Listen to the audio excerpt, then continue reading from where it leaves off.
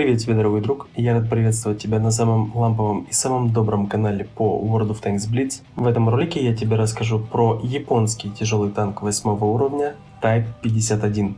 Оценим его технические характеристики, посмотрим, как он чувствует себя в рандоме и ответим на самый главный вопрос, сколько же он фармит. В конце видео вас ждет небольшая нарезка о том, сколько же он фармит. Не забывай прожать лайк, подписаться на канал, вступить в мой клан, а также написать комментарий. Все, больше не теряем ни минуты, приступаем! Данный танк имеет простой и незамороченный геймплей. Его можно приобрести в премиум магазине набором или же обособленно, к примеру, как на момент записи видео.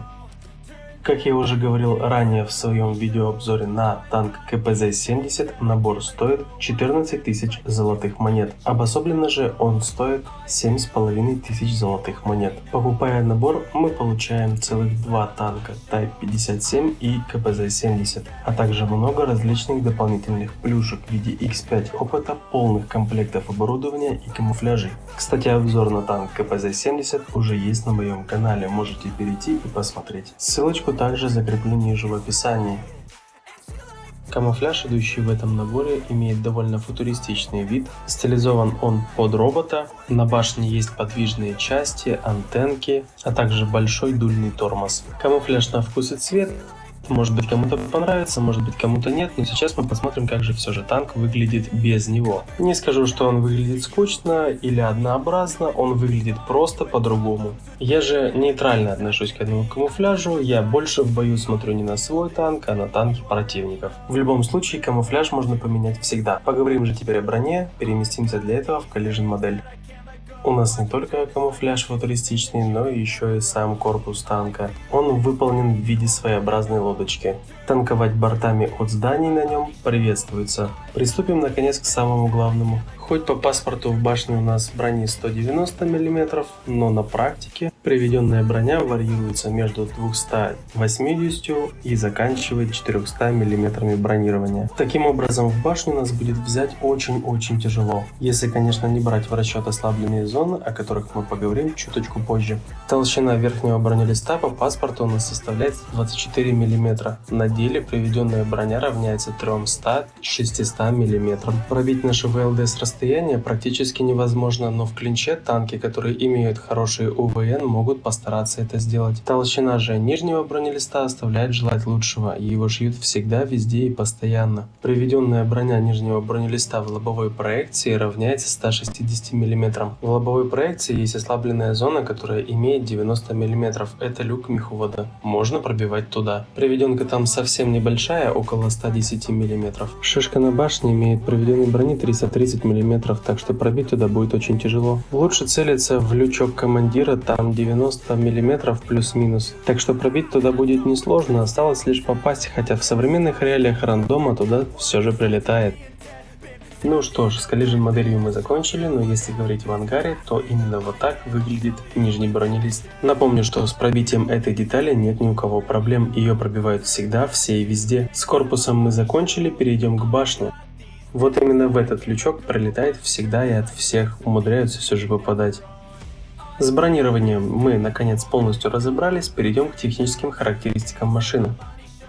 Орудие у нас имеет 1915 урона в минуту и время перезарядки составляет 13,47 секунды. Урон в минуту у нас маленький, как по меркам одноклассников, но подождите, фишка тут в другом. Бронепробитие базовым снарядом 218 мм, голдовым кумулем 260 мм. Фугас же пробивает 65 мм, и мы можем кошмарить только очень слабо бронированные танки. Вот мы и добрались до главной фишки этого танка, это разовый урон. Базовым снарядом урон составляет 430 мм.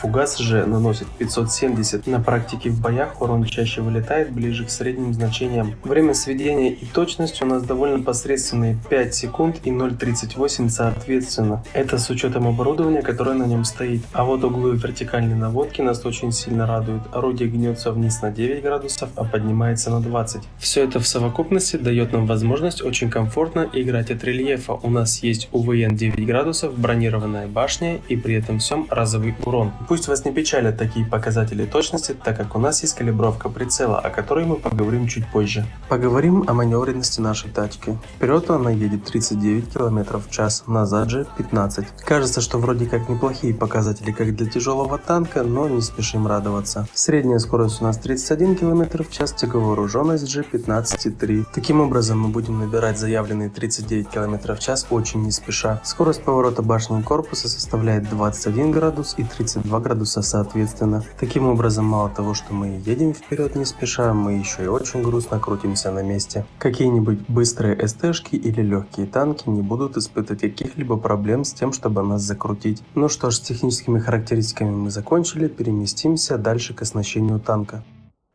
Начнем с самого интересного, а конкретно со снаряжения. Универсальный восстановительный комплект — это опять же must-have всегда и везде. Далее обязательно ставим калибровку прицела, это позволит нам стрелять куда точнее, чем мы можем с нашим орудием. Он улучшает время сведения и разброс на 40%. Это очень важные показатели. Про форсаж лучше забыть. Далее на очереди у нас адреналин. Ну это конкретно мой выбор, вы же конечно можете поставить дополнительный ремкомплект.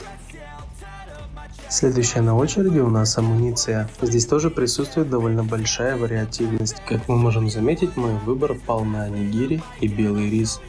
Это позволит нам увеличить нашу эффективность в бою, тем самым еще и подняв ДПМ. А также улучшенное топливо, которое позволит нам добавить немножечко к динамике.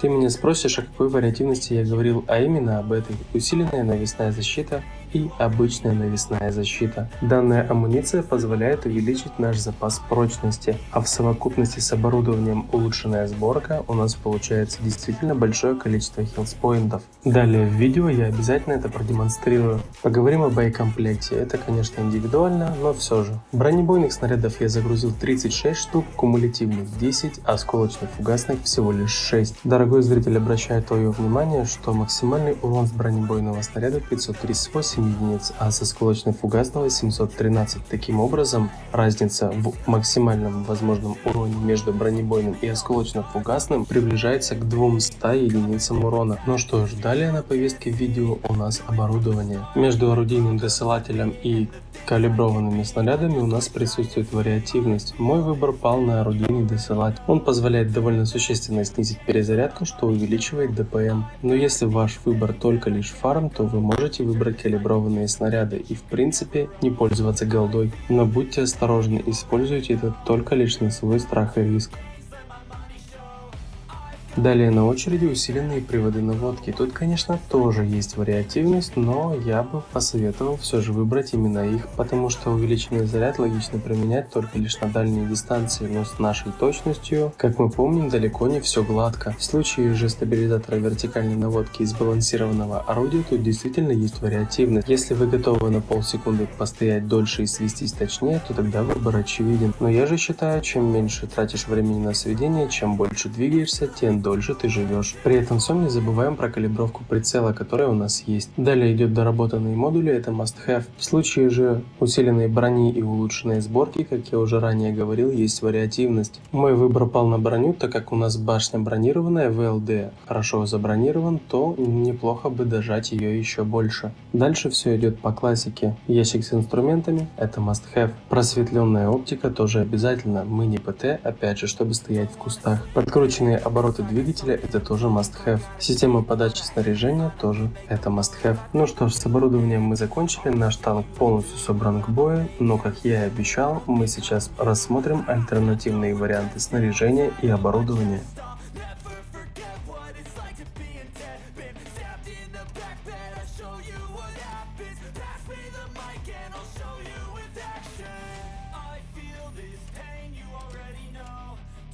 Но вот именно таким образом, с усиленной навесной защитой, обычной навесной защитой и улучшенной сборкой мы можем получить целых 2070 очков прочности, что довольно внушительные цифры как на 8 уровне, но, конечно же, выбор за вами. Свой же выбор я показал ранее, я, пожалуй, верну все на место, а так результат по танку. У нас есть хорошее альфовое орудие с хорошими УВН, с хорошей броней в башне. При условии, что мы прячем свой корпус, мы можем довольно больно накидывать накидывать противникам. Довольно интересный танк, особенно если знать, как и где его применить. При, конечно, условии, что есть рельеф, но в нашей игре очень много рельефных карт. А даже если это и городская карта, то мы в любом случае можем найти место, где нам можно спрятать наш корпус. Но также не советую вам просто стоять на месте в укрытии, так как у вас есть ахиллесова пята в виде башенки. Старайтесь сделать так, чтобы в нее было сложнее попасть. Ну, наконец-таки в ангаре мы совсем разобрались, далее в бою. Вот мы наконец-то на поле сражения. Это довольно интересный бой. Здесь я останусь 1 в 2. Мы посмотрим, как играется этот танк. При этом всем у нас бой 8 уровня, бой взводом. Хочется отметить, что у моего совзводного, к сожалению, не было связи, так как мы вместе проходили клановый ивент и дискорда у него нет. Таким образом, можно с натяжкой сказать, что это взводный бой.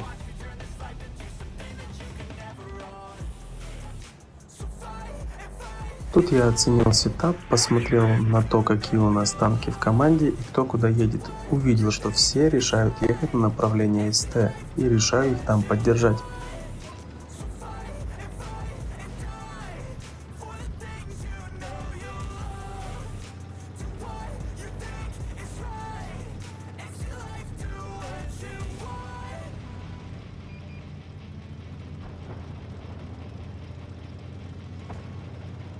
Смотрю на мини-карту, вижу СТ в центре карты, вижу, что наши уехали в угол и понимаю, что нужно начинать давить этот угол.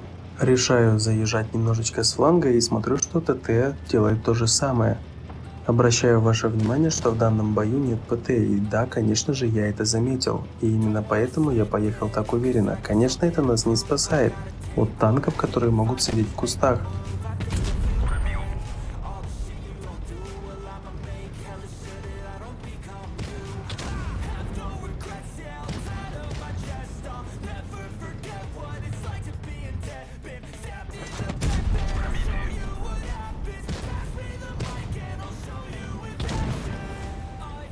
Обратите внимание, я засейвился за камешком и не получил ни единицы урона. Это позволит мне в дальнейшем разменивать мое хп. Снова обращаю внимание на миникарту и вижу, что нам уже зашли в тыл. Понимаю, что нужно готовиться, ехать и встречать их там.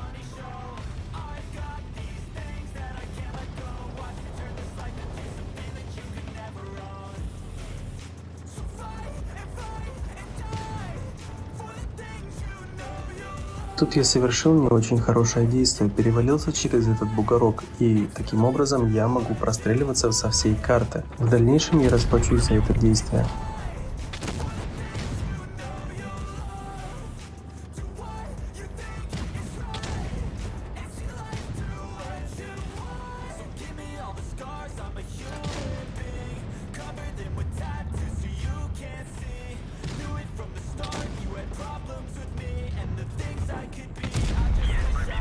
Как мы можем заметить, на бумаге точности нет, но почему-то все же все летит в центр. Конечно, на это рассчитывать не стоит, лучше все же свестись полностью. Тут я понимаю, что нужно очень срочно минусовать Is-3, для того, чтобы был минус ствол.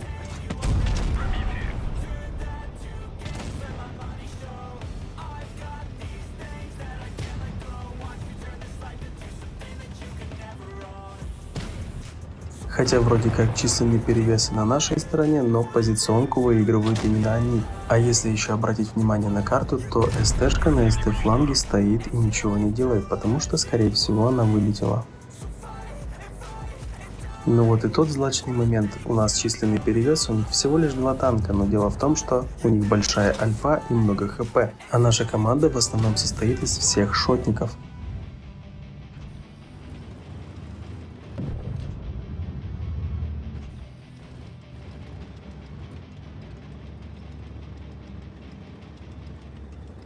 Тут я начинаю думать, как можно выиграть этот бой, потому что мой союзник, который в бою, он же проживет не очень долго.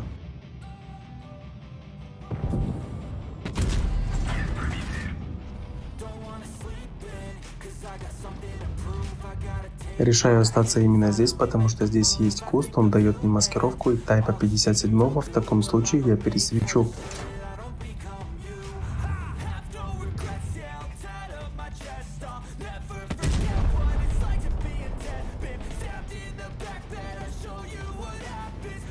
тут у меня в голове стоит главная задача. По тайпу нужно дать всего один шот, чтобы быть уверенней.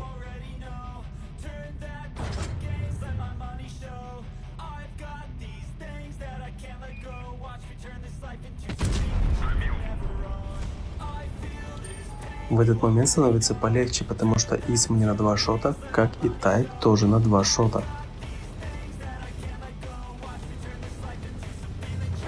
Тут я надеюсь дать еще один шот по тайпу 57, но, к сожалению, безуспешно. А в данной ситуации оказалось, что АФКшная Проджета все же не бесполезна, так как она стояла и засветила иса. В данный миг я понимаю, что мне нужно осторожно приехать к Проджета для того, чтобы она мне помогла выиграть бой.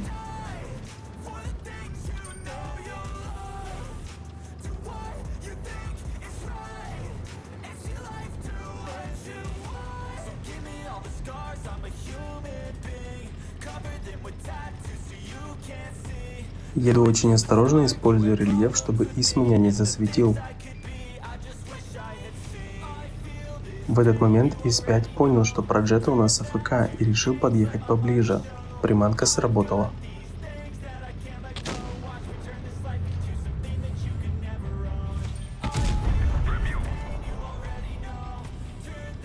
И я решаю осторожно откатиться и все же потом в дальнейшем добрать иса, который начнет на меня упарываться. Это мне и на руку.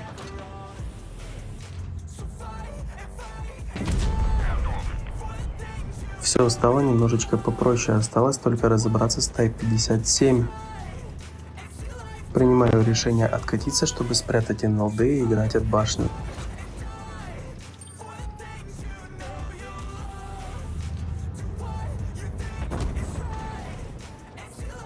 После его выстрела я понимаю, тот, кто сделает первое пробитие и не получит в ответ, тот и победит, потому что как он меня, так и я его не забираем с одного выстрела.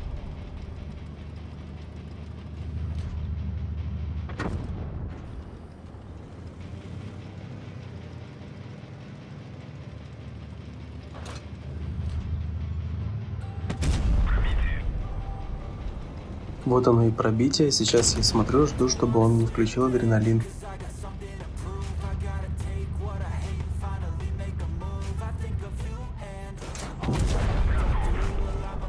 Вот, собственно, чуть-чуть внимательности, чуть-чуть осторожности, и такие бои можно выигрывать.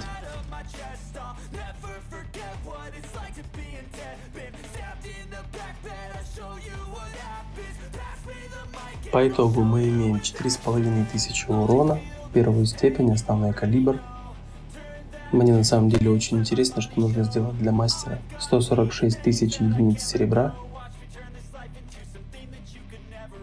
Топ по урону, прям со значительным отрывом. Далее будет нарезка о том, как танк фармит, как и обещал. Также хочу обратить ваше внимание, что мой ник в игре поменялся. Ранее был 373 Коса 373, сейчас Мистер Джеймс. И некоторые видео в дальнейшем будут с разными никами, так как заранее были отсняты футажи. Пожалуйста, не смущайтесь. Огромное спасибо за просмотр. Подписывайтесь на мой канал, ставьте лайки, пишите комментарии, вступайте в мой клан. На комментарии я отвечаю.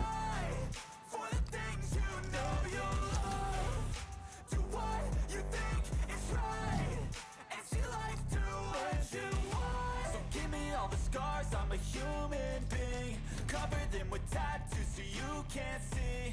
Knew it from the start, you had problems with me and the things I could be, I just wish I had seen. I feel this pain, you already know. Turn that to gains, let my money show. I've got these things that I can't let go. Watch me turn this life into something that you can never own. I feel this pain, you already know.